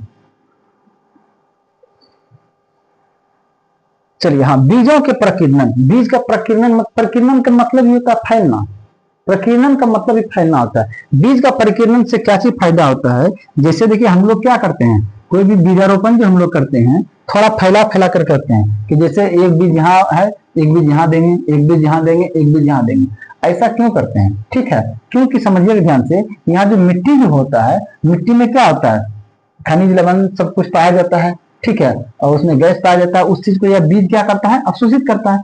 अब सभी बीज को 1 2 3 4 एक ही जगह दे देंगे, तो एक यहाँ पे जितना भी जल खनिज लवण होगा उसी को ये चारों खींचने का कोशिश करेगा। इसका मतलब क्या होगा, इसमें सही से पोषण हो पाएगा, इसको सही से सब कुछ मिल पाएगा चारों बीज को, नहीं ना, इसलिए बीज क्या होना चाहिए, थोड़ा थोड़ा दूर में होना चाहिए, ताकि यहाँ के इतना दूर का मिट्टी का सब कुछ ये खींचे, इतना दूर की मिट्टी का ये खींचे, इतना दूर की मिट्टी का ये खींचे, इतना दूर की मिट्टी का ये खींचे। इसलिए देखते होंगे जो मक्का सब्जी लगाया होता है, जो खेत में लगा होता है, उसको देखिएगा नाप नाप के क्या करेगा, डिस्टेंस कर करके क्या करता है, उसको बीज को बीजारोपण किया जाता है, ठीक है, मिट्टी में डाला जाता है, समझे, वही उसको हम लोग क्या कर रहे हैं, तो कहते हैं बीज का प्रकीर्णन। देखिए फलों के बीज चिपके दिखाए होंगे, क्या आपने कभी जानने का प्रयास किया है, क्या चीज बोल रहे हैं, हाँ, कभी कभी किसी वन अथवा खेत या फिर उद्यान में चहलकदमी करते समय आपको अपने पस्तों पर फलों के बीज चिपके दिखाई दिए होंगे, क्या आपने यह जानने का कोई प्रयास किया ये बीज आपके वस्त्रों पर कैसे चिपक जाते हैं, मतलब समझिए जानते, ये तो हम लोग करते हैं कि बीज को बोने के लिए थोड़ा थोड़ा दूर पे करते हैं, लेकिन पौधे में खुद वो प्राकृतिक गुण भी होता है जिसके कारण उसका बीज अलग अलग जगह चल जाता है। कुछ बीज क्या होता है, बहुत हल्के होते हैं, वो उड़ के एक स्थान से दूसरे स्थान चल जाता है। कुछ बीज क्या होता है, उस बीज में क्या होता है, थोड़ा कांटानुमा जैसा संरचना टाइप का होता है, जैसे कि हम लोग जा रहे हैं तो हमारे देह पे गिरा, शरीर पे गिरा तो हमारे शरीर पे सट जाता है, और वह जहां तक हम जाएंगे वह सटा हुआ चला जाता है। जैसे देखिए आपको हम एक फिगर बताते हैं, दिखा रहा है। जिसे देखिए इस फिगर को आप लोग जानते हैं, जो जिसका घर गांव में पड़ता है ये बहुत मस्त होता है, ठीक है। हम लोग इसको जन मार मार के तोड़ करके सब, जिसको इससे मारिएगा कसके ना तो उसके शरीर में क्या होगा, चिपक जाएगा, ठीक है। यदि बाल में चढ़ जाता है तो बाल से निकलता है नहीं जल्दी, ठीक है। ये जो पौधा है, चलिए देखिए ये सब क्या चीज है, देखिए किसका है ये, हम लोग इसे, हम लोग इसको, इसका नाम देखिए क्या हम लोग कहते हैं, भूल रहे नाम, जैसे इसके हिंदी में इसका नाम क्या, जेंथियम है। क्या नाम इसका है, जेंथियम है। इसको क्या कहते हैं हम लोग, जेंथियम कहते हैं। ये देख लिए गांव में जिसका घर है वो सब कुछ देखे होंगे सब चीज। ये इसका क्या है, वृक्ष है। चलिए अब बहुत कैसे ऐसा जीव है, पौधा बीज है, जिसमें क्या होता है उसका, जो उसके बाहर एक पंख जैसा आकृति बना होता है, कि जब जैसे वृक्ष से वह बीज गिरेगा तो क्या होगा, उड़ेगा नहीं, मतलब पंख से थोड़ा हवा लगते हुए क्या होगा, कहीं दूर जाकर के गिरेगा, ठीक है। किसी में पंख लगा हुआ रहता है, किसी में देखिए थोड़ा थोड़ा मुसला झाड़ता है उसका, जो है ना थोड़ा थोड़ा महीन महीन धागे टाइप का रोम क्या होता है, पाया जाता है। ये भी क्या होता है, हम लोग का जो त्वचा होता है या शरीर पर कहीं भी क्या होता है, चढ़ जाता है, एक स्थान से दूसरे स्थान तक ये भी जाने का काम करता है, ठीक है। प्रकीर्णन मतलब क्या होता है, एक स्थान से बीजों को दूसरी जगह फैलना, ऐसा ना हो कि उस वृक्ष का सभी बीज एक ही जगह गिर गया हो, उसको सही रूप से पोषण न मिला हो और वह क्या वो सही से आगे बढ़ नहीं पाया। यह प्रकीर्णन ही एक ऐसा सिस्टम है जिसके कारण अलग अलग जगह पर आपको पौधे एक जैसा आपको देखने के लिए मिलता है। देखिए तो चलिए अब लगभग जितना भी है इस चैप्टर का जो भी मुख्य मुख्य पॉइंट था वो खत्म हो चुका है। हाँ चलिए कहानी खत्म है। नंबर पौधे में जो जनन है, जनन का जो प्रोसेस था वह टोटल रूप से खत्म हो गया है, यानी अलैंगिक रूप से भी और लैंगिक रूप से खत्म हो गया। चलिए थैंक यू, जय हिंद। अगर आपको अच्छा लगता है तो कमेंट कीजिए कि हाँ आपको कैसा लग रहा है, कुछ कमी नजर आ रहा है तो वह भी आप बोल सकते हैं, इसके लिए कोई दिक्कत नहीं है। यदि कुछ पूछना है तो कमेंट में आप पूछ सकते हैं। थैंक यू, जय हिंद।